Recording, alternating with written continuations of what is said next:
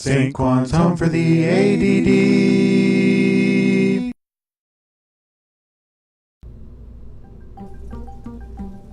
Hello, this is Quan3217 bringing you episode 12 of Back to the Drawing Board. It seems that last time the performance of Jeb's spacecraft was not adequate. Yeah, sandstone's just not cutting it, so we gotta switch to the next thing. We need more stages, we need more fuel, and we need Sepatrons! We are not going to have boosters crash into our first stage ever again. That will not happen on my watch. Failure is not an option. Well, kinda. It's an option, but it's a last resort. Let's just say that, okay?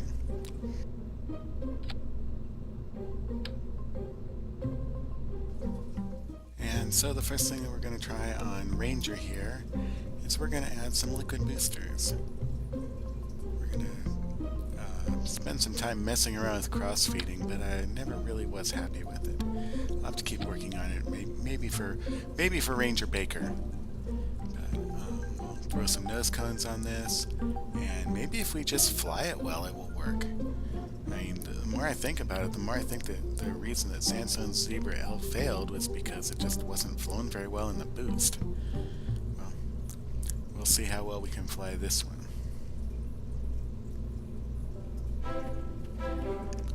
And check your staging. Let's check the staging before we get it out on the pad. That way we can actually save the staging. We don't have to check the staging every time.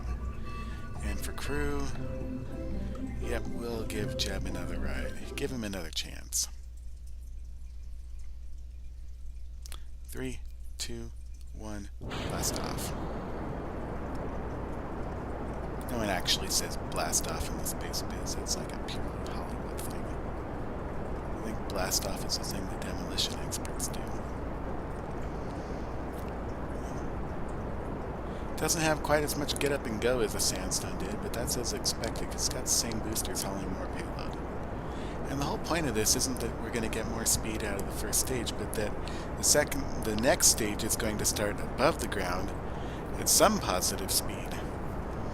And it turns out that it's really hard to add fuel to a rocket and not add performance to it. And since we added fuel to it, we're getting performance. About the only way you can add fuel to a rocket and not add performance is by... Yeah, remember the Sepatrons? Yeah, we forgot the Sepatrons again. But like I was saying, about the only way to not add performance is to add so much fuel to a rocket that it doesn't have enough thrust to weight to get off the ground anymore. And since we didn't do that this time, it looks like we're doing alright. It looks like that little issue with the booster colliding with the stack didn't cause us any trouble this time. Yeah, we'd really like to be able to cross-feed and run all 3 engines off of the fuel in the 2 outer tanks, but like I said, I didn't get that figured out. So what we're going to do for now is we're just going to run the two boosters purely as boosters and not run the center stage in parallel with them.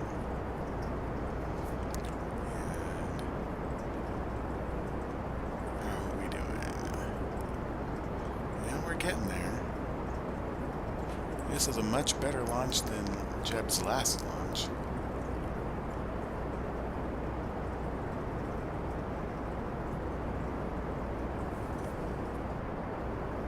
And we're ready to coast to Apoaps. We'll cut off the engines, and we will BRB and see you at injection.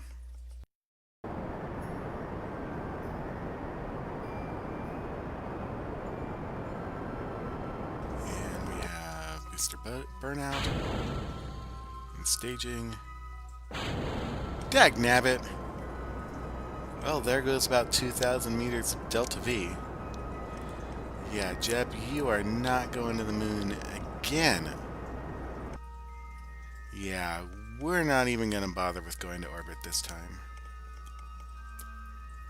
So, we're just going to cut loose and turn it around and try again tomorrow.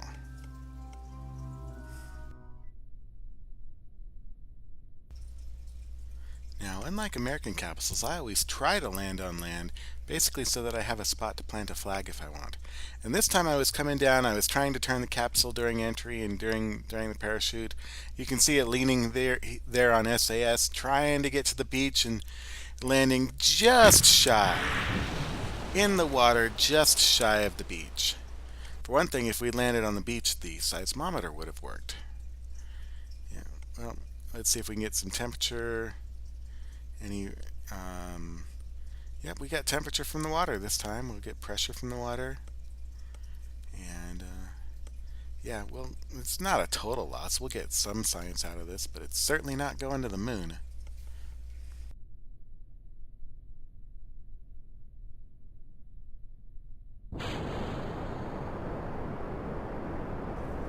And if at first you don't succeed, fly again. Rangers are only, what, 20,000 funds a pop? Something like that? Yeah, we got loads of cash. We got no worry about funds. We can fly these things all day long. Throw them in the ocean, crash them into the VAB. It doesn't matter. Let's see if this one goes any better. There was a slight design change in this one, so hopefully it'll work better. And we got our number one ace aviator in the pilot seat again. He hasn't had any successful missions here recently. Maybe he's just bad luck. Let's see. No Sepatrons again. But once again, it looks like the liquid stages were stronger than the solid stage. Well, we'll see you at insertion. And we got a little bit of fuel left in the boosters. We'll burn that off. And then cut loose the boosters and fire the first stage. Fire the stage! Fire the stage!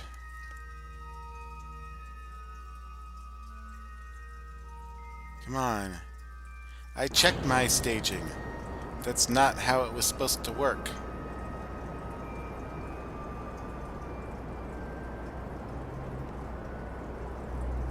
What are we gonna do with you, Jeb? It's not like Rangers grow on trees. Mr. Scott, we need more power. I'm giving her all she's got, Captain. She cannot take much more of this. What she got isn't good enough. We need more. Well, back to the drawing board again. We just got some super duper boosters here. So let's go stick a couple of these on here and see if that makes a difference. Go get a pair of kickbacks. Yeah, I could use some kickbacks. Kick back a couple of funds. I mean, what, a rocket costs 20,000 funds and what, $20 million easily in the real world? So a fund must represent a considerable amount of money. I mean, I'll just take one or two funds. How's that? Yeah, that'll kick back. 4, 3, 2, 1, go! Do do do do do do do do do do. Do do do do do do do do do do do. Do do do do do do do do do. Do do do do do do do do. Do do do do do do do do do. Yeah, we got this nice boring rocket development. Well, it's got to be done. Let's see. We decided to let Jeb cool his heels in orbit for a while. We'll let Val fly this one. And this one is ready to land on the moon if it makes it there. It's got a fully loaded FL-800 as its Block D. And we have every hope that we might even be able to inject before we even get to the Block D. So, because those kickbacks are working. Oh yes, they're working. We're up to what, 800 meters per second already, and we're still on the boosters, still on the solids. Yeah, that'll work pretty well. And clean separation. And the liquid boosters are continuing to power us into orbit. See you on the top of the hill.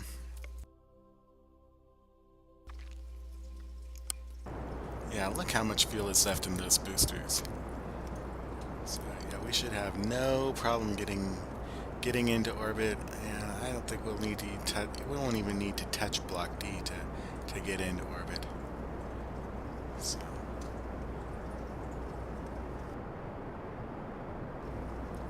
And if you missed what I meant by Block D, be sure to check right up there in the corner for a link to the video where I explain all about the Soviet stage, which did so much work on their planned moon mission. And finally, we have a clean staging of the liquid boosters.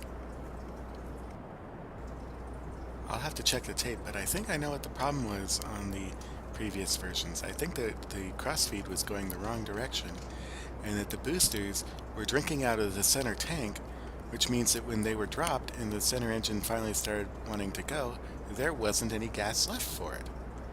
And so that would explain the problem. That would explain why I had to stage again in order to get the upper stage to work. And what that means is that Jeb wasn't quite as far away from his destination as I thought he was. And there we go. We're in orbit with plenty of gas left in the lower stage. We won't have to touch Block D at all, I think, for the injection. So this launch was mostly about booster improvements, but we've also improved the spacecraft a little bit. That high gain's about the biggest antenna we can slap on the side before we need a fairing. But we went ahead and put quite a bit more power, quite a bit bigger solar panel on the other side there. So we should have quite a bit more power for delivering science back to the peeps on Kerbal.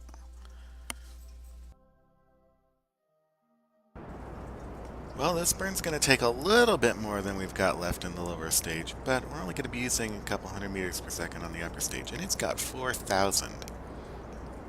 So we're going to have plenty of fuel to get there, to get into orbit, to land and take off and return. It shouldn't be any problem at all. Famous last words.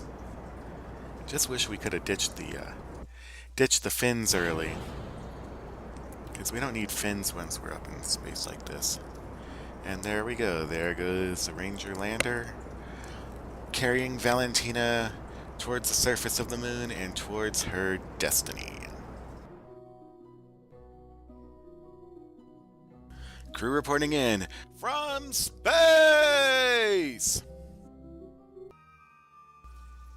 And here's a trick I learned from Scott Manley. The nav ball is really nice, but it's not terribly accurate. We've got these big old pointers, and you kind of have to guess, are you pointing at the center of the circle or what? And it turns out the inter-vehicle activity, the IVA nav ball, works just fine, but you can actually point at it even more accurate because you can zoom in on it, and because the pointer is a little bit more accurate. Like a normal rifle sight, you want to put the target not under the sight, but you want to put it right in that little notch. And when you got it there, then we're almost perfectly pointed. We're as perfectly pointed as the nav ball can tell us. And science never rests, and neither does the Kerbal Space Center. So while we're waiting for Valentina to get there, we're not just idling. We're checking our contracts, and we've got a contract to haul 2 tourists into orbit. And so we're going to build this nice little 3-man capsule here that can haul a pilot and 2 passengers. Now, I've tested this in another universe, and I know that this capsule is stable. It's got a heat shield down there below the passenger compartment, and I know that it does work. The heat shield protects everything just fine. There's not too much deceleration. The passengers really love the flight. The thing is, we got to put more parachutes on the thing, but that's okay. Parachutes are relatively cheap. We're doing this so that we can fly more than one passenger at a time, and so that we can be a little bit more parsimonious with our sandstones, with our budget, with our funds. Because what's the point of even doing this if we're not going to collect the funds for it, if we're not going to make a profit? But we're going to hold off on that launch because, 1, it's nighttime and the tourism isn't as good. But 2, the guys in the back room have figured out a mission plan that can actually get Jeb to the moon. Like we discussed before, Jeb didn't fly it all that badly, and it turns out that he didn't waste a bunch of fuel in a staging mishap, which wouldn't have been his fault anyway. And so he's got almost a full load, and he's got just enough delta V to get out to the moon, to get into orbit, and if he's really careful, to land and take off. And we're going to go give him a chance to do it. And with that, we're going to call this an episode. It was relatively short, but we got a lot done. We've got Valentina rapidly approaching the moon. We've got Jebediah following in her trail. Yeah, I bet he loves hearing the sound of that. Jeb wants to be first to everything. We've got tourists sitting on the launch pad ready to go. And we have basically progressed the state of the Kerbal Sciences and Arts quite a bit in this episode. So until next time, this has been Quan3217 saying, if at first you don't succeed, fly, fly again.